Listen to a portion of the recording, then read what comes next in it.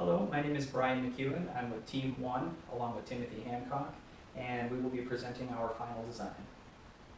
So to get started, our project definition was to design a compact, affordable, and dynamic band-in-a-box for the band Maroon and Gold 4. So our requirements for this build consisted of a $15 budget per instrument. All instruments combined must be able to fit in the band's travel box, which is 2 feet by 2 feet by 2 feet. We were required to only use 10 feet of pipe maximum, 6 feet of string maximum, include 1 wind instrument, 1 string instrument, and 1 percussion instrument, as well as be able to altogether perform a Maroon and Gold 4's one of their hit songs. Okay, so to get started, as you can see here, this is the bass cannon stick. This is our low voicing percussion instrument.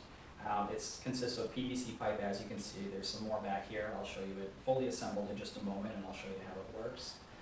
To run through the cost of materials really quickly, this main piece here came in at $3.23. It's 2 feet of 1 1/4 inch PVC pipe.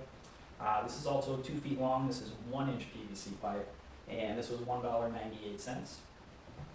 This is the same exact width, basically 1 inches. It was also a 2-foot piece to begin with, but it was cut short to 18 inches. So basically same price, $1.98 for this.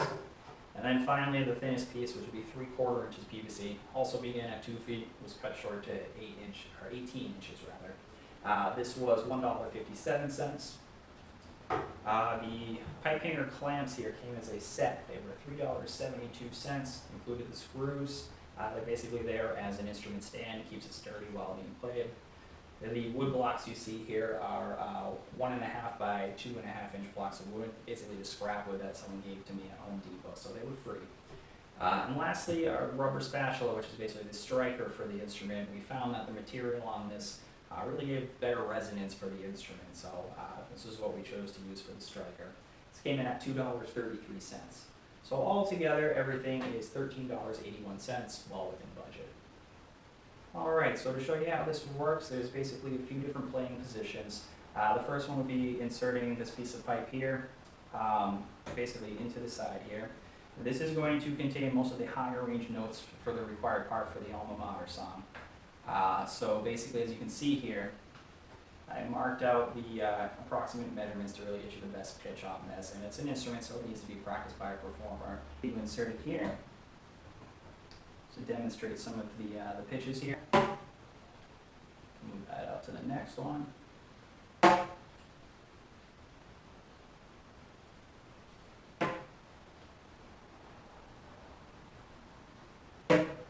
And so forth. It gets lower and lower.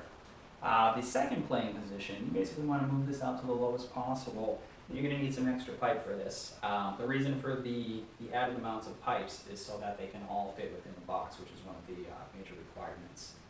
So for the next couple notes, you're going to want to insert this one here on this side. This is the 18-inch piece. And basically, you're going to continue. You don't move this one at all. You leave it where it is, and now this is the adjustable piece. Okay. And finally, for the lowest note required on this, it did actually require another attachment just for this one low note. It's the G2. It's a little bit lower than the rest. So this is going to be the 3/4 inch PVC pipe. Basically for this, what you want to do is you just attach it right to the end here. It's a really tight fit, so it doesn't really slide. This is a prototype, so it's not always that easy to get in there.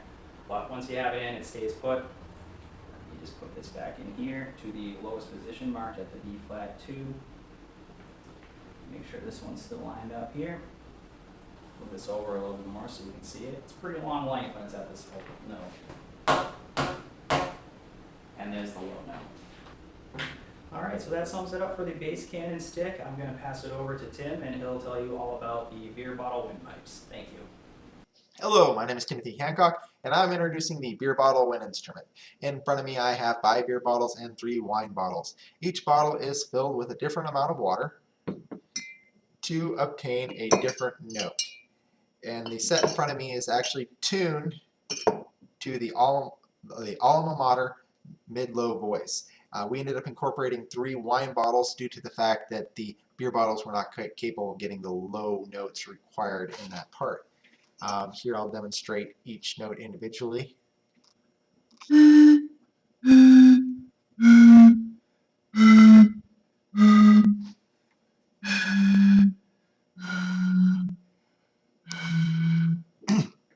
The wine bottles are a little bit trickier to play, and you have to get them just right in order to get a good note. I'm probably not the best at playing the wine bottles.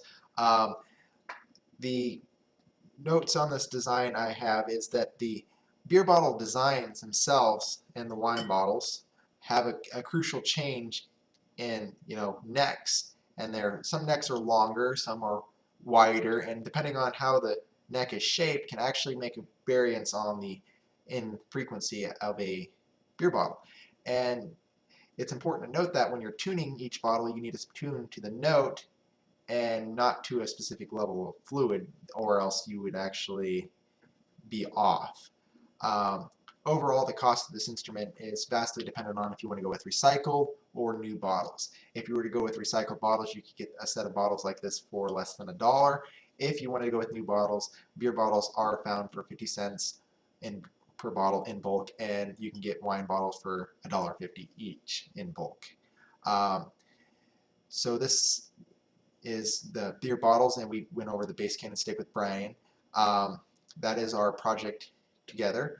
Um, if we were to go into commercial production, one of the notes would be that on the beer bottles, a uniform bottle would be ideal, and therefore I would probably recommend going with bulk. Therefore, you could actually tune each bottle individually and actually mark it. That way you don't have to guess or hand tune each bottle each time you needed it.